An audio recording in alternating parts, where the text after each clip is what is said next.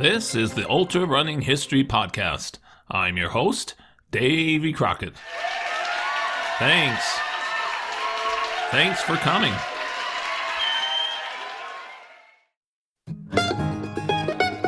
The Barkley Marathons, the toughest trail race in the world, is held in and near Frozen Head State Park in Tennessee with a distance of more than 100 miles. The first year it was held was in 1986, and it now is world famous. Only 40 runners are selected to run each year. Barkley is the brainchild of Gary Cantrell, also known as Lazarus Lake, and his lifetime friend Carl Henn, also known as Raw Dog. In 1985, they had been intrigued by the very few miles that James Earl Ray had covered back in 1977 during his 54.5-hour prison escape in the mountains. Cantrell felt that he could do much better. In 1985, Cantrell and Henn went up into the wilderness to backpack in 2 days the Boundary Trail, about 20 miles, that was constructed by the Civilian Conservation Corps decades earlier. 4 people died building the trail. They had just made it a park when we went up there and did that. We weren't even aware. And we got there and they had a trailer with park rangers.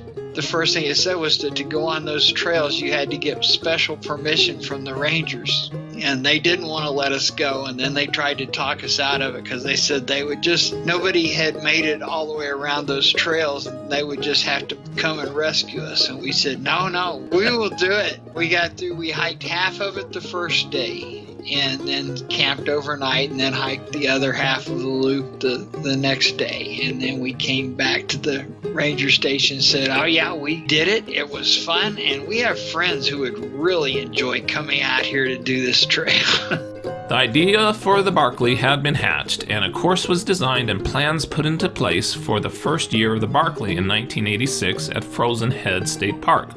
Cantrell later said, "Someone told me that every ultra has its signature hill, the nasty one that totally is unreasonable and makes or breaks the race. The Barkley is like all those hills, just put end to end."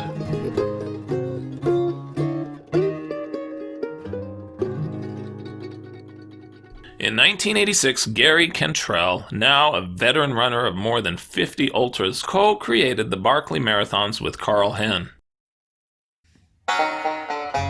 The grueling event that attracted some unsuspecting runners was held for the first time on March 1st, 1986. The race was named after one of Cantrell's early running partners, Barry Barkley. Cantrell said, "Barry was injured in Vietnam, so he can't run, but he's always been enthusiastic about the sport. He came once back in the 80s, but he's a farmer and spring is planting season. He keeps saying one day he'll retire and come see it." For the early years, the race was 50 to 55 miles or so, with about 25,000 to 27,000 feet of climbing, and a 24-hour cutoff for the first year. Cantrell likes to point out that the course has always had a net elevation change of 0. Well, the trail hadn't been maintained since the 1930s. You either went over, under, around, or through all the obstacles, and the trail itself was on hillsides so steep that if you got off the trail, you couldn't go. You would just go sliding off down the hill. In 1986, the course was run in a counterclockwise direction. 13 unlucky runners started that first year, including Cantrell. They paid the entrance fee of 35 cents. 3 runners arriving late were the luckiest. During the first hour before dawn, they went up the wrong mountain, probably Frozen Head, and soon were out. After 12.5 miles, the remaining 8 started to tackle the very difficult north section. Cantrell explained, "It is poorly marked, severely eroded, overgrown, and laced with deadfalls." Cantrell remembered, "There were places where you would come to a pile of tree trunks. Me and Gary Buffington came to one, and we were trying to figure out how to get across it. It was on such a steep hillside. I then had an idea. I told Gary to give me his pack for a second, and he gave it to me, and I threw it over the top of the trees onto the trail on the other side. I then took my pack and threw it over there too. I said, 'Now we have to get there.' We got across." 2 thrashed runners completed the first 20-mile loop in under 9 hours, but were wise and chose to quit. 3 fortunate runners got lost and took an easy way out on the Quitter's Jeep Trail and headed for home before completing the lap. These included Doyle Carpenter and Fred Pylon, who ran together, but on the North Boundary Trail got lost after Jury Ridge, which was about 3/4 around the loop.